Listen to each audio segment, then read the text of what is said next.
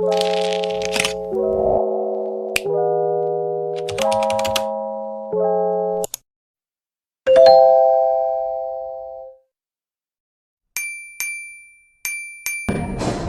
saya akan menjelaskan pengertian anemia pada ibu hamil. Yang pertama, pengertian kehamilan merupakan penyatuan dari spermatozoa dan ovum atau proses ovulasi spermatozoa menuju ovum, lalu tumbuh zigot yang kemudian membentuk plasenta dan berkembang sampai janin yang dilahirkan. Yang kedua, pengertian anemia yaitu kondisi ketika darah tidak memiliki sel darah merah yang cukup. Jadi, anemia dalam kehamilan adalah kondisi tubuh dengan jumlah kadar hemoglobin kurang dari 11,9% pada trimester 1 atau kadar hemoglobin kurang dari 10,59% pada trimester 2. Berikut adalah pathway anemia pada ibu hamil. Dan masalah perawatan yang ditemukan adalah yaitu konstipasi, ketidakseimbangan nutrisi, kurang dari kebutuhan, risiko kekurangan volume cairan, gangguan citra tubuh, gangguan eliminasi urin, risiko jatuh, dan risiko ketidakefektifan perfusi jaringan perifer. Selanjutnya, faktor-faktor anemia pada ibu hamil. Ada 3 faktor. Yang pertama, satu faktor dasar yaitu sosial dan ekonomi, yaitu di mana semakin tinggi tingkat perekonomian seseorang, maka kemungkinan semakin baik status gizinya. Selanjutnya, pengetahuan. Ibu hamil yang memiliki minim pengetahuan berisiko mengalami defisit zat besi juga dalam perilaku kesehatan tubuh janinnya dan mengakibatkan anemia. Selanjutnya, pendidikan. Rendahnya tingkat pendidikan ibu hamil dapat menyebabkan keterbatasan dalam upaya menangani masalah gizi yang dialami. Selanjutnya, budaya.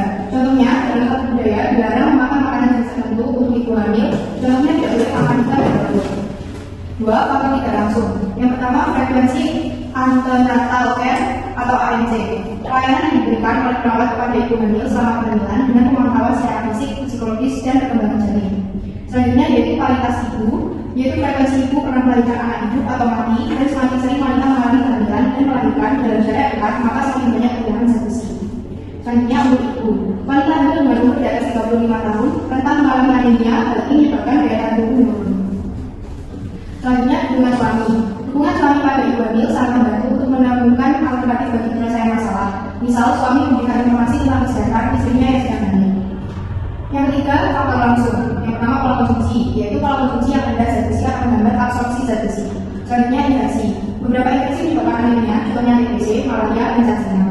Selanjutnya, pendarahan. Pendarahan menyebabkan unsur zat besi hilang keluar sehingga ibu anemia. Patofisiologi anemia dalam kehamilan.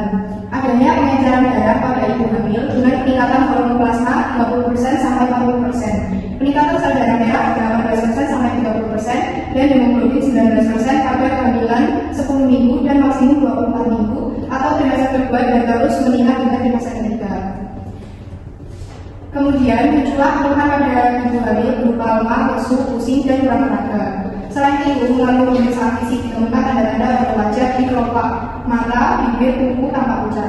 Bahkan bisa menyebabkan sesak nafas dan jantung. Baik, selanjutnya akan saya lanjutkan tanda dan gejala anemia pada ibu hamil. Pada umumnya gejala yang dialami oleh ibu hamilnya seperti ibu mengeluh merasa lemah, lesu, letih, pusing, tenaga berkurang, pandangan mata berkurang. Baik, selanjutnya adalah macam-macam anemia pada ibu hamil. Yang pertama, anemia defisiensi zat besi. Karena pada ibu hamil biasanya memiliki masalah yang disebabkan oleh zat besi. Yang kedua, anemia defisiensi folat. Anemia ini terjadi ketika tubuh kekurangan asupan asam folat, vitamin B9 dari makanan. Yang ketiga, anemia defisiensi vitamin B12. Vitamin ini diperlukan tubuh untuk membantu produksi sel darah merah. Selanjutnya adalah daftar anemia pada ibu hamil. Yang pertama, mudah lemas, sesak nafas, susah tidur. Yang kedua, daya tahan tubuh lemah. Yang ketiga, meningkatkan resiko preinflamasi, pendarahan, dan keguguran. Yang keempat, meningkatkan resiko BPLR atau ginjal. Next. Selanjutnya adalah cara pencegahan anemia pada ibu hamil. Anemia dapat dicegah dengan mengonsumsi makanan yang bergizi, seimbang, dan asupan zat besi yang cukup. Contohnya seperti daging sapi, sayuran, berwarna hijau. Selanjutnya, pendidikan kesehatan. Selanjutnya, melakukan pengawasan penyakit infeksi dan fortifikasi makanan pokok. Kemudian kesimpulan yaitu anemia atau kurang darah adalah kondisi di mana jumlah sel darah atau hemoglobin dalam sel darah berada di bawah 5. Sel darah merah mengandung hemoglobin yang berperan dalam mengangkut oksigen dari paru-paru dan mengantarkannya ke seluruh bagian tubuh. Anemia selama kehamilan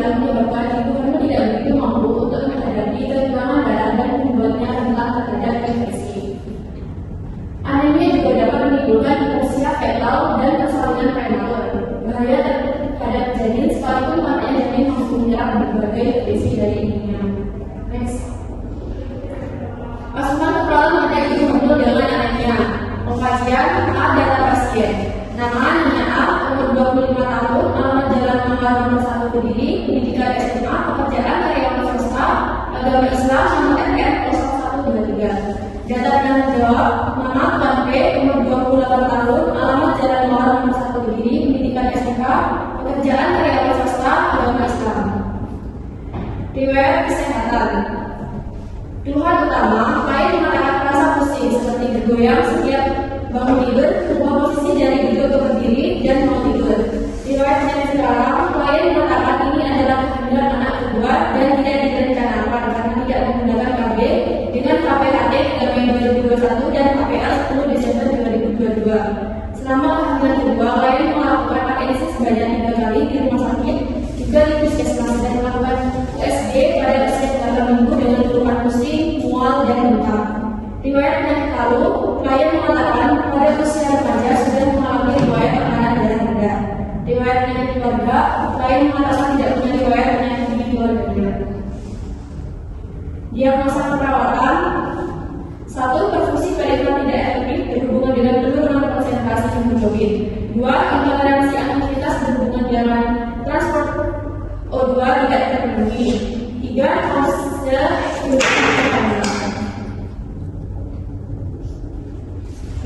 Diagnosa perfungsi peritoneal tidak efektif berhubungan dengan penurunan konsentrasi hemoglobin.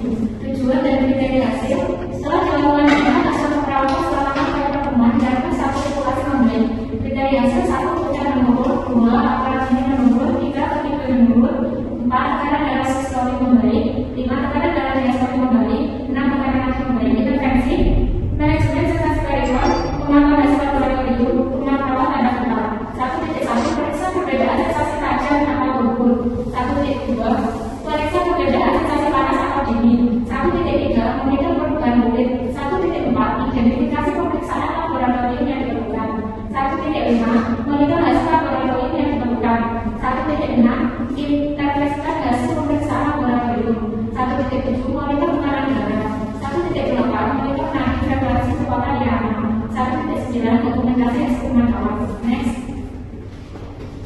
Intervensi keperawatan. Diagnosa intoleransi aktivitas berhubungan dengan ketidakseimbangan antara suplai dan kebutuhan oksigen. Tujuan dan kriteria hasil. Setelah dilakukan tindakan asuhan keperawatan selama 4 kali pertemuan, diharapkan klien toleransi aktivitas meningkat. Kriteria hasil. 1. Kemudahan dalam melakukan sehari-hari meningkat. 2. Keluhan lelah menurun. 3. Perasaan lelah menurun. 4. Tekanan darah membaik. 5. Frekuensi napas membaik. Intervensi perawatan, manajemen energi, terapi aktivitas. 2.1. Monitor pola dan jam tidur. 2.2. Ajukan terapi hari. 2.3. Ajukan melakukan aktivitas secara berkala.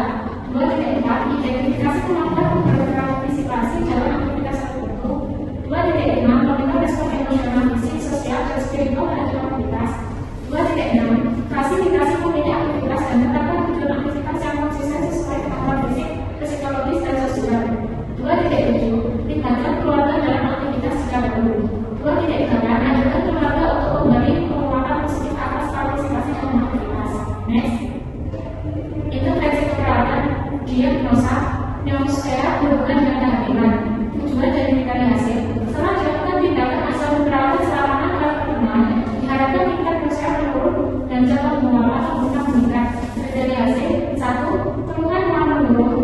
2. Perasaan ingin muntah menurun. 3. Perasaan asam jenuh menurun. 4. Frekuensi menelan menurun. 5. Rasa lapar menurun. 6. Pucat membaik.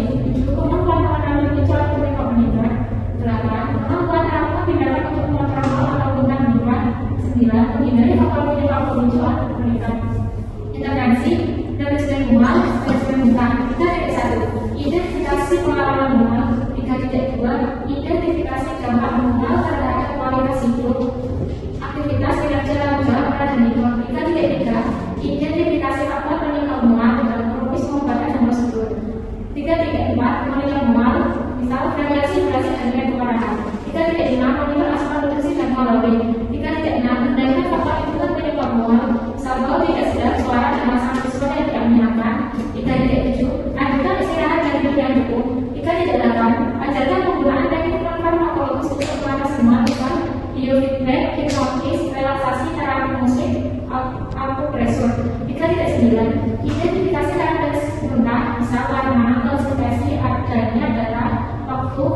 frekuensi dan durasi.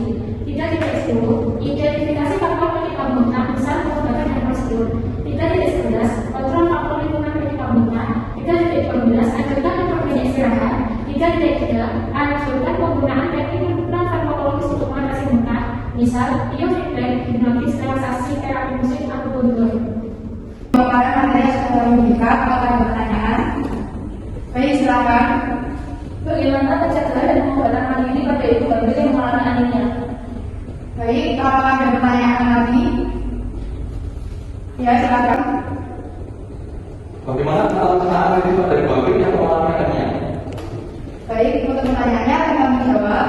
Untuk pertanyaan pertama, jawabannya yaitu pengobatan anemia saat hamil yang pertama yaitu minum suplemen asam folat dan zat besi, atau bisa bicara berdasarkan lebih dahulu. Yang kedua, menambah asupan makanan kaya zat besi seperti sereal, daging, ikan, telur, sayuran berdaun hijau tua, dan kacang-kacangan. Yang ketiga, menambah asupan makanan kaya asam folat seperti bayam, brokoli, gandum, dan kacang-kacangan.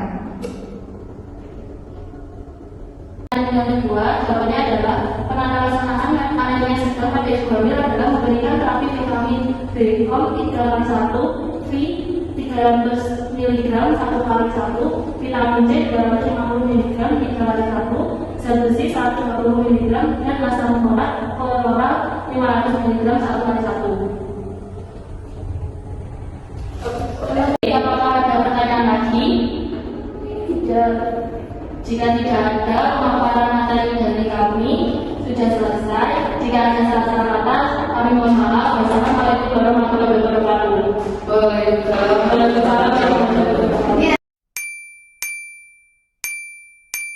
Ini adalah pengertian dari anemia pada ibu hamil. Yang pertama, pengertian dari kehamilan. Penyatuan dari spermatozoa dan ovum atau proses ovulasi spermatozoa menuju ovum, lalu tumbuh zigot yang kemudian membentuk plasenta dan tumbuh berkembang sampai janin usia dilanjutkan. Yang kedua, anemia. Anemia kondisi ketika darah tidak memiliki sel darah merah yang cukup. Jadi anemia dalam kehamilan adalah kondisi tubuh dengan jumlah kadar hemoglobin kurang 11 gram persen pada trimester kurang 1 atau kadar HBB kurang 10,5 gram persen pada trimester 2. Next. Fisiologi anemia dalam kehamilan. Adanya pengenceran darah pada ibu hamil dengan peningkatan protoplasma 30% sampai 40%, peningkatan sel darah merah 18% sampai 30%, dan HB 19% pada kehamilan 10 minggu dan maksimum 24 minggu per trimester kedua, dan terus meningkat hingga trimester ketiga. Anemia pada ibu hamil. Yang pertama, faktor dasar sosial dan ekonomi, pengetahuan, pendidikan, budaya. Yang kedua, faktor gak langsung, frekuensi antenatal, care atau AMC, kualitas ibu, umur ibu, dan hubungan suami. Yang tiga, faktor langsung, pola konsumsi, infeksi, dan olahraga. Dalam anemia pada ibu hamil bisa dilihat. Next. Tanda dan gejala anemia pada ibu hamil. Pada umumnya, gejala yang dialami oleh ibu hamil anemia seperti ibu mengeluh rasa lemah, lesu, letih, pusing, tenaga berkurang, pandangan mata berkunang-kunang. Next, tanda-tanda anemia pada ibu hamil. 1. Anemia defisiensi zat besi. Karena pada ibu hamil biasanya memiliki masalah yang disebabkan oleh zat besi. 2. Anemia defisiensi folat. Anemia ini terjadi ketika tubuh berkurang asupan asam folat atau vitamin B9. Dampak anemia pada ibu hamil yang pertama memicu mudah lemas, salah dan berdebar dan tertidur. Yang kedua, badan alat tubuh lemah sehingga ibu saat hamil dan setelah melahirkan rentan terkena infeksi. Yang ketiga, meningkatkan risiko preeklamsia, pendarahan dan keguguran. Yang keempat, menurunkan fungsi otak setelah persalinan pada ibu. Yang kelima, meningkatkan risiko bayi lahir dengan prematur, lahir dengan berat benda atau lahir meninggal dunia. Yang terakhir, proses pemulihan setelah persalinan lebih lambat dibanding ibu hamil tanpa anemia. Kemudian cara pencegahan anemia pada ibu hamil yang pertama, pembinaan diabetes atau suntikan zat besi. Yang kedua, pendidikan kesehatan. Yang ketiga, pengawasan penyakit infeksi. Yang keempat, fortifikasi makanan pokok. Kesimpulan, anemia terdapat dalam kondisi di mana jumlah sel darah merah atau hemoglobin dalam sel darah merah berada di bawah normal. Sel darah merah mengandung hemoglobin. Anemia sama apabila menyebabkan ibu hamil tidak